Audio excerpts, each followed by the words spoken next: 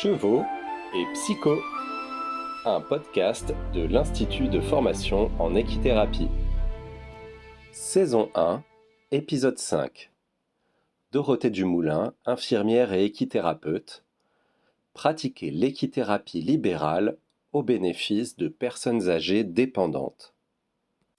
Bonjour à tous, je me présente, je suis Dorothée Dumoulin, à la base diplômée infirmière, cadre infirmier formateur dans une EFSI à mi-temps. Et j'exerce depuis 3 ans en activité libérale, ma profession, ma deuxième profession, on va dire, mon deuxième métier, le métier d'équithérapeute. Je suis diplômée de la SFE depuis septembre 2010, il me semble. Je reçois un public relativement varié.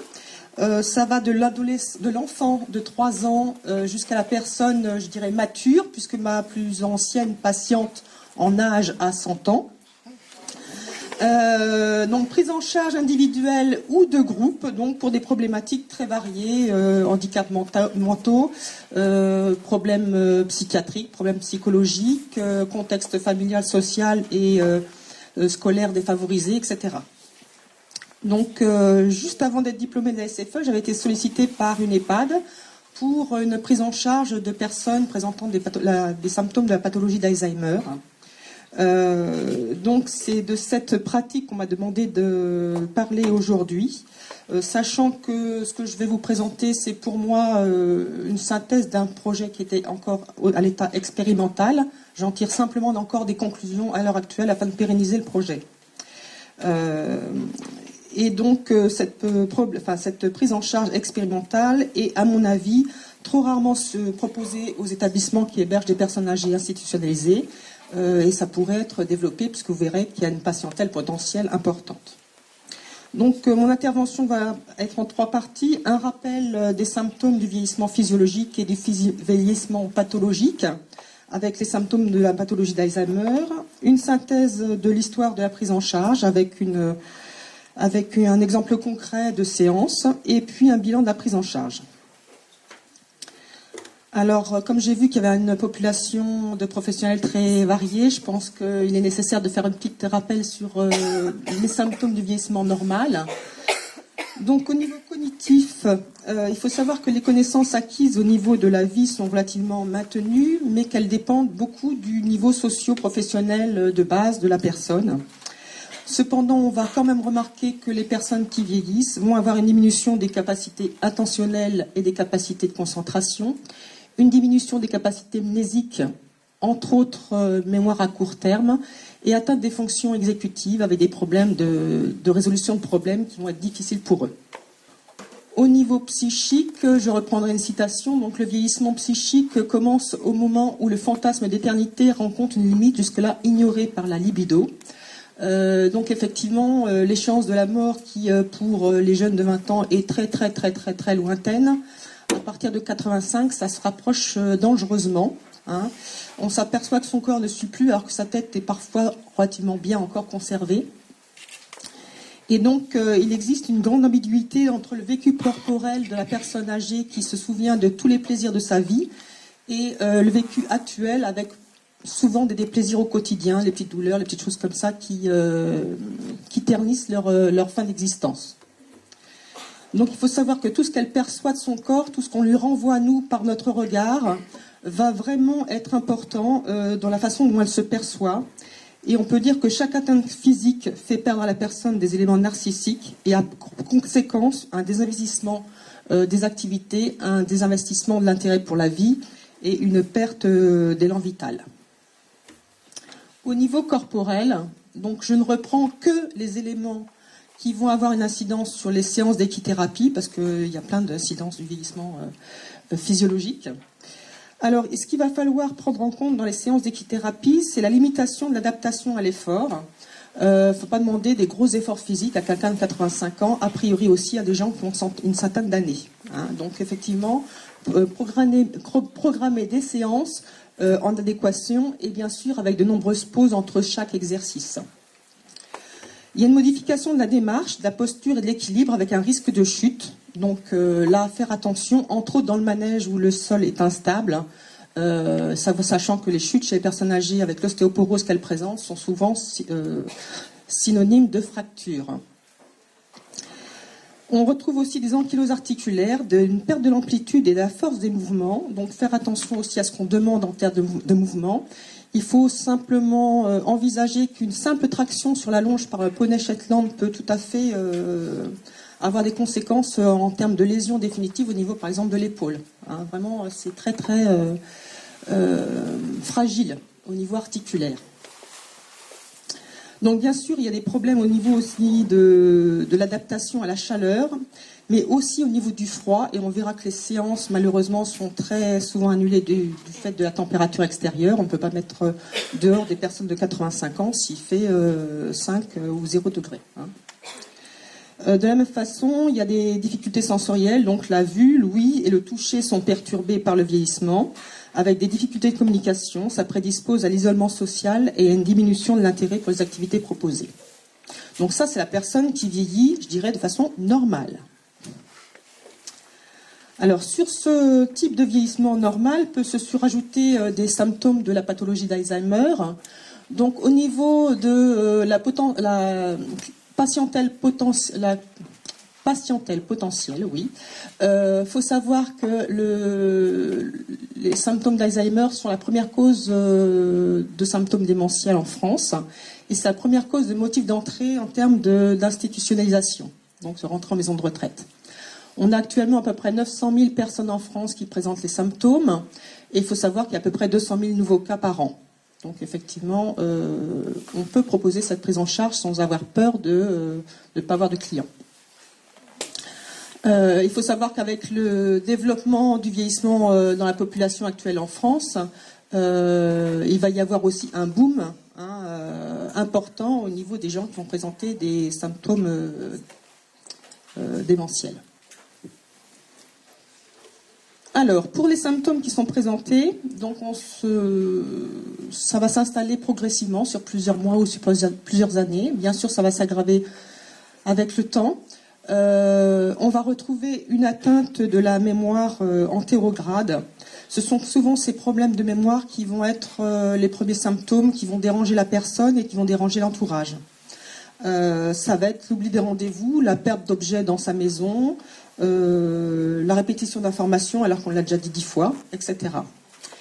Des troubles de l'orientation temporo-spatiale avec des gens qui vont oublier et qui vont se perdre sur des trajets connus pourtant d'eux. Ils vont oublier la date du jour, la saison, l'année. Il y a une atteinte des fonctions instrumentales. Donc le langage va s'appauvrir, il va y avoir une difficulté de compréhension, une atteinte de l'écriture et de la lecture. Il va y avoir au niveau des praxis des difficultés à organiser les différents gestes dans un but précis. Au niveau moteur, c'est intact mais n'arrive plus à planifier les différentes séquences pour réaliser un geste précis. Et au niveau des gnosies, il va y avoir des difficultés à reconnaître, entre autres, ils vont vous prendre pour leur fille ou leur mère, etc. Donc difficulté à reconnaître même les gens proches. Donc tout ceci va entraîner une diminution de l'autonomie proportionnelle à la gravité des symptômes. Il faut savoir qu'en plus, la pathologie d'Alzheimer va s'accompagner à 90% de troubles psychocomportementaux. Donc au début de la maladie, ça va être un apragmatisme avec un défaut d'initiative, une indifférence affective associée à un appauvrissement ou une fluctuation au niveau émotionnel, une apathie physique et ou psychique, un désintérêt, une perte de plaisir, un repli sur soi, un syndrome dépressif, une anxiété. À un stade plus avancé, on va avoir une agitation psychomotrice avec des gens qui vont se mettre à déambuler, à crier à voix haute, et ça peut aller jusqu'à l'agression physique ou verbale. Donc je vais vous parler de la prise en charge en équithérapie des personnes présentant les symptômes de la maladie d'Alzheimer. Alors il faut savoir qu'à la base, je n'avais pas a priori j'avais pas envisagé cette prise en charge parce que c'est vrai qu'elle est rare et que j'en avais pas entendu parler. Donc je n'aurais pas proposé spontanément cette prise en charge. Et donc, comme je le note ici, la demande institutionnelle de l'EHPAD a créé l'offre de soins. Donc ça a été possible de pouvoir prendre en charge ces patients parce qu'il y avait une population en difficulté, donc les personnes Alzheimer, Il y avait une demande institutionnelle avec un directeur qui était relativement ouvert aux nouvelles activités thérapeutiques qu'on pouvait proposer. Il y avait une offre de soins en termes de compétences, bon, puisque je suis équithérapeute, je suis aussi infirmière. J'ai travaillé comme coordinatrice de soins dans une maison de retraite, donc je connais ce type de patientèle. Et j'ai bien sûr un partenaire en termes de centre équestre qui est adapté. On parlait d'accessibilité tout à l'heure. Et bien là, effectivement, comme il y a des gens en chaise roulante, le centre équestre avec lequel je travaille a une rampe cimentée, tout est accessible. Il y a la difficulté, c'est au niveau quand on arrive dans le manège, sur quelques mètres, les chaises roulantes, c'est un petit peu difficile, mais on y arrive. Donc au niveau de la prise en charge, l'historique, c'est une demande donc du directeur de l'EHPAD, une EHPAD du 78, qui était à la recherche d'une nouvelle médiation. Il a entendu parler d'équithérapie, il ne sait pas trop exactement ce que c'est, mais il est intéressé, potentiellement en tout cas. Hein. D'autant plus qu'il a du mal à trouver quelque chose qui puisse intéresser et faire sortir ces personnes Alzheimer de l'institution. Donc il recherche à mettre en place ce projet un petit peu sans précisément avoir de demande bien clairement formulée. Donc il y a 2 rencontres qui ont été faites. Une rencontre juste avant mon diplôme, ce qui a permis et d'expliquer ce que c'était l'équithérapie et d'expliquer éventuellement les compétences que je pouvais proposer, se mettre d'accord sur les axes de travail qu'on pouvait donner à ce projet, et donc un accord de principe. Deuxième rencontre, donc juste après mon diplôme, où là on se met plutôt d'accord sur les aspects pratiques, le nombre de personnes, l'habillage spécifique, parce que c'était une EHPAD où les gens avaient un niveau social assez plus que correct, et donc potentiellement on pouvait arriver en petit tailleur, petites chaussures découpées, c'était pas tout à fait adapté, donc il a fallu faire une petite mise au point là-dessus. Donc le nombre de personnes qui formaient le groupe, l'habillage, envisager éventuellement aussi les accompagnateurs, leur rôle, et j'avais demandé au départ des chaises pliantes pour pouvoir utiliser pendant la séance, que je n'ai jamais eu, mais on s'est débrouillé autrement. Donc la première séance est programmée en janvier 2011. Et là, je dirais que c'est une des rares erreurs que j'ai fait avec ces personnes, c'est débuter en plein froid. Donc les 4 axes de la prise en charge sur lesquels on s'était mis d'accord avec le directeur, donc c'était travailler tout ce qui était mémoire, tout ce qui était sens, tout ce qui était relation, communication, émotion et plaisir. Donc le groupe, sur les 2 ans de la prise en charge, j'ai eu donc des groupes, un groupe de maximum 4 personnes, sachant qu'il y avait un noyau fixe de 2 à 3 personnes qui ont fait les 2 ans de prise en charge. Il faut savoir que c'est un groupe très hétérogène, puisque c'est un groupe à 2 niveaux. Au niveau de la mobilité, puisqu'il y a des gens qui sont déambulateurs. Déambulateurs, ce sont des gens qui n'arrêtent pas de marcher, qui ne peuvent pas rester en place. Des gens qui avaient des mobilités correspondant à l'âge physiologique qu'ils avaient, donc quelqu'un de 80, 85 ans, voire plus. Et puis des personnes qui arrivaient en chaise roulante, en fauteuil roulant. Hétérogène aussi parce que des symptômes de gravité très diverses au niveau des démences présentées. Alors, le déroulement standard d'une séance d'1 heure, c'est l'accueil du groupe. Alors, l'accueil du groupe, c'est dès l'arrivée du transport. En fin de compte, je vais jusqu'à la voiture ou je vais jusqu'à la camionnette de transport pour accueillir le groupe. C'est important, je fais ça dans le sens où c'est comme si je recevais des gens invités chez moi. Je vais les chercher comme si je les recevais à mon domicile et que je leur proposais une séance d'équithérapie, mais je les invitais à partager avec moi une activité. Cette forme particulière est importante pour les personnes âgées. Donc on rentre dans le centre équestre par les écuries, on va voir les chevaux et les poneys qui sont dedans, on en profite pour observer, caresser, voir les différences au niveau des robes, au niveau des tailles, au niveau des expressions des chevaux, entre guillemets, ceux qui sont aimables et pas, ou pas aimables, etc. Donc on verbalise autour de ça. Il y a une prise de contact avec l'équidé qu'on va utiliser, sachant que j'utilise un poney Shetland pour le groupe. un poney qui peut être en fin de compte sous deux formes. Il y a deux poneys particuliers avec lesquels je travaille. Il y a un poney qui est extrêmement calme et qui, si on le pose quelque part, enfin entre guillemets, il ne bougera pas, quoi qu'il arrive. Très très impassible. Hein. On peut s'agiter, il ne bougera pas. Donc ça, c'est pas mal. Et un autre, par contre, qui est très interactif et qui est capable d'aller chercher la personne âgée si elle ne vient pas spontanément vers elle, vers lui plutôt. Donc il va venir quasiment monter sur les appuis-pieds de la chaise roulante pour aller voir ce qui se passe dans les poches des résidents, etc. Hein.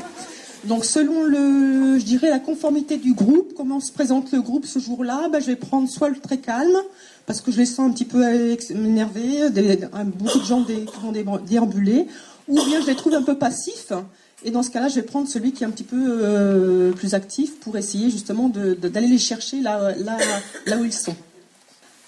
Donc je confie à une personne du groupe le fait d'emmener le poney.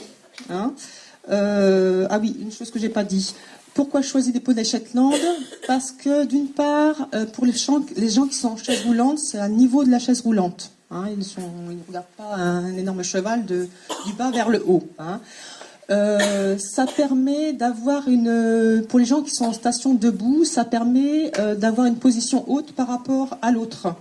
Or, les personnes âgées dans les institutions, souvent, sont, entre guillemets, objets de soins. On décide pour eux, on s'occupe d'eux.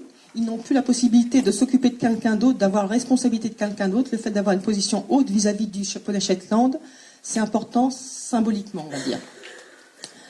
Ça permet aussi que les personnes qui ont une mobilité réduite puissent s'appuyer, prendre appui sur le cheval pour avoir une certaine autonomie autour du poney. Et puis il y a un aspect peluche, un peu régressif, qui fait que les personnes âgées vont spontanément le caresser, le brosser, etc. assez facilement. Donc on part avec le poney, confié à quelqu'un. On va s'installer dans une partie du manège qui a été donc préparée.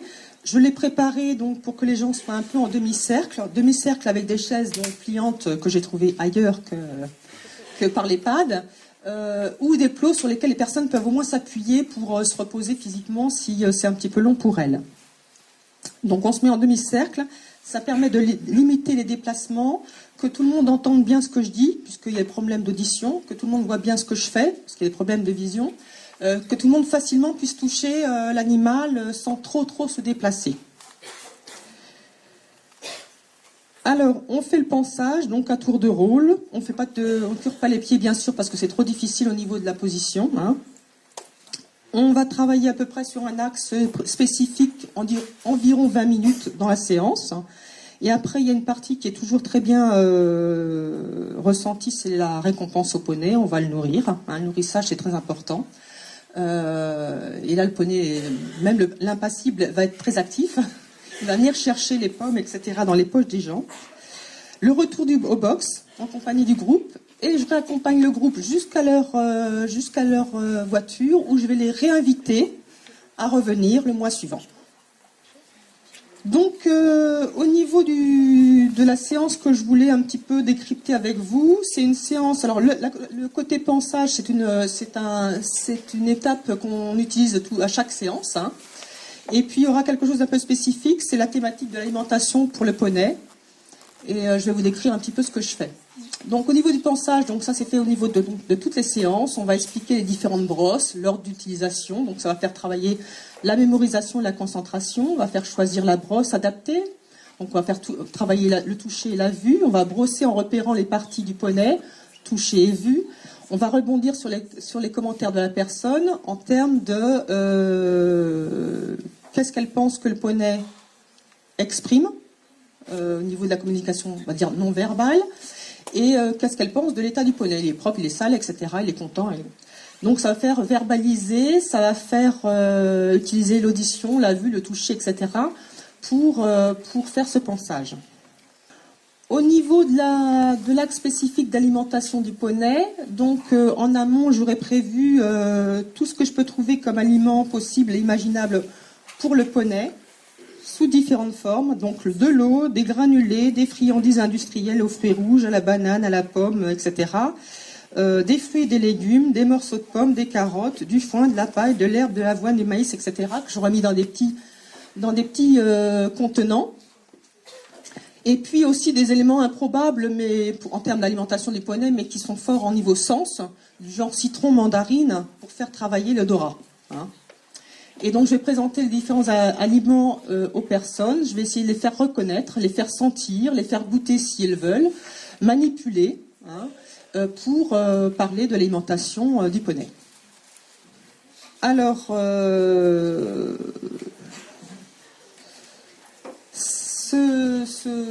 cette thématique d'alimentation est très importante. Ça marche toujours très bien, cette séance, parce que le plaisir du repas, le plaisir de manger, c'est un des rares plaisirs qu'on conserve très longtemps. Et donc, c'est un plaisir qu'elles prennent plaisir à partager avec le poney. Hein. En plus, c'est très porteur en termes de souvenirs d'enfance, de souvenirs anciens. C'est un peu la Madeleine de Proust. Hein, et il y a plein de choses qui émergent autour de l'alimentation. Hein, donc on va en profiter pour faire verbaliser des souvenirs, on va échanger, on va discuter, etc. De ce que ça ce que ça mobilise chez eux. Alors, je vais parler de mon bilan. Donc après 2 années d'exercice. Donc je vais commencer par les points négatifs pour pouvoir finir par les points positifs. Le point négatif le plus important, ce qui est difficile, c'est, comme j'ai dit, que c'est un groupe hétérogène, tant au niveau des capacités de mobilité physique qu'au niveau de la sévérité des symptômes d'Alzheimer. Ce qui fait que on a du mal à être adapté constamment à tout le monde. Hein. Donc je fais de l'individuel dans le collectif, mais à partir du moment où je fais de l'individuel, les autres sont un peu délaissés, donc très vite, je ne les ai plus avec moi, et c'est difficile à raccrocher après. Hein. Il y a plein de choses que je pourrais faire comme exercice si les mobilités physiques étaient à peu près identiques, et que je ne peux pas faire parce que j'ai des chaises roulantes, entre autres, qui de ce fait rendent ce travail inadapté, si je proposais. Qu'est-ce qu'il y a d'autre comme point négatif ? Les séances sont trop rares. On était parti sur une périodicité idéale entre une fois tous les 15 jours, voire une fois par mois, sachant qu'une fois par mois, c'est pas trop large pour ce type de patient parce qu'on est vraiment dans l'ici maintenant. Même si je les voyais tous les jours, je suis pas sûre qu'ils me souviendraient de moi le lendemain. Hein. Donc là, on est vraiment dans le plaisir et dans le travail ici maintenant. Même si c'est tous les mois, c'est quand même thérapeutique pour moi en tout cas. Donc les séances étaient trop rares, puisque, en fin de compte, on était plutôt sur une périodicité une fois par mois, et que les mois où il fait froid, eh bien, ils ne viennent pas. Donc, de ce fait, c'est quasiment presque une activité saisonnière, on va dire ça comme ça, que ça entraîne un manque de suivi, hein, et que si on regarde uniquement l'aspect financier pur, c'est pas franchement rentable. Autre point négatif, la difficulté à avoir une difficulté à avoir un habillage adapté. Hein. Donc effectivement, on pourrait faire des séances dans des périodes un peu plus froides si on avait toujours un habillage adapté. Or, il y en a toujours qui arrivent en robe, avec des petites chaussures, des manteaux trop légers, etc. Et entre autres, ceux qui sont en chaise roulante, qui ne bougent pas du tout, c'est vraiment un point négatif. Et on a beau répéter, voilà.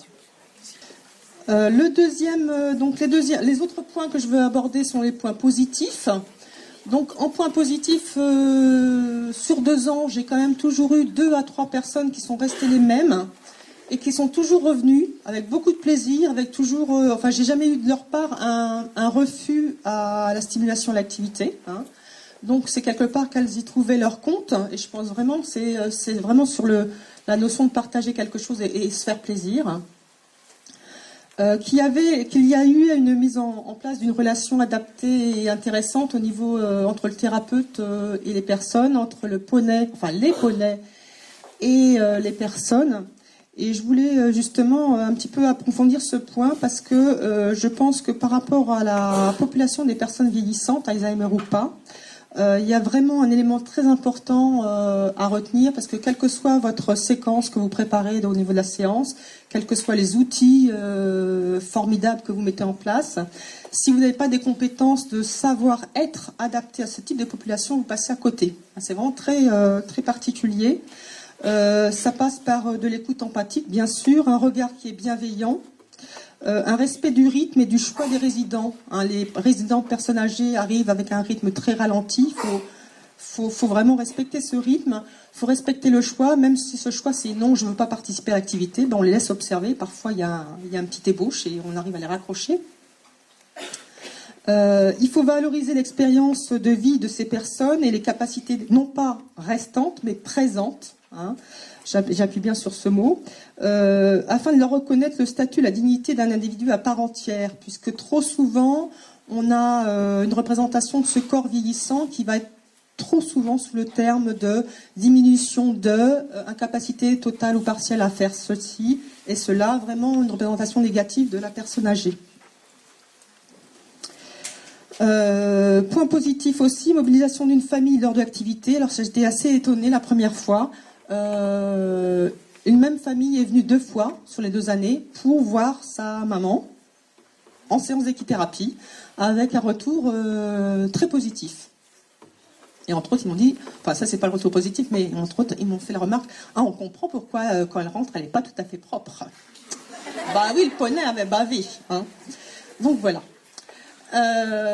Et puis en bénéfice secondaire, je dirais, mais je suis quand même assez fière de ça, j'ai contribué à la mise en place d'une certaine ouverture au niveau de l'EHPAD, une dynamique institutionnelle où ils ont fait venir, après qu'on ait bien évolué au niveau de l'équithérapie, ils ont fait venir une zoothérapeute dans l'institution avec des chiens, des chats, des lapins, etc. Donc les animaux sont arrivés dans l'institution. Et même des dérogations pour que des résidents rentrent en institution avec leurs animaux de compagnie. Donc ça, j'étais contente. Bravo. Ah oui. Alors, les axes d'amélioration possibles. Donc, je remercie le colloque et l'IFEC de m'avoir invité parce que ça m'a permis de faire le bilan de cette prise en charge et de me dire, voilà, j'en suis là et qu'est-ce que je veux en faire. Donc, si on veut pérenniser cette prise en charge, je pense qu'il faudra passer automatiquement par un travail en amont avec l'EHPAD pour créer un ou des groupes plus homogènes, pouvoir être plus ciblé sur les activités et les objectifs. Il faut aussi travailler en amont avec le ou les accompagnateurs, parce que si on a des groupes hétérogènes, on peut le faire aussi si l'accompagnateur prend le relais du thérapeute quand il passe d'un sous-groupe à un autre. Or, jusqu'à présent, l'animateur référent était plutôt dans l'aspect photographie, et la deuxième accompagnatrice qui était obligatoire, parfois j'avais des gens qui avaient peur des chevaux, donc c'était un petit peu difficile. J'avais réfléchi aussi que pour pouvoir pérenniser ce projet de prise en charge de personnes institutionnalisées, on pouvait éventuellement dédier un créneau horaire sur un jour et travailler avec plusieurs EHPAD pour que le turnover des EHPAD puisse permettre de créer des outils, des séquences spécifiques et pouvoir, je dirais, les rentabiliser, parce que ça demande quand même du temps. Éventuellement aussi, l'aspect financier serait plus attractif pour les thérapeutes. Et puis, bien sûr, je pense qu'une ouverture vers une population âgée non Alzheimer pourrait tout à fait être indiquée, puisque quand on rentre en institution, on perd quand même beaucoup de choses, et qu'une ouverture vers l'extérieur et vers une activité qui donne du plaisir ne peut être que positive. Voilà. Donc je vous remercie de votre attention.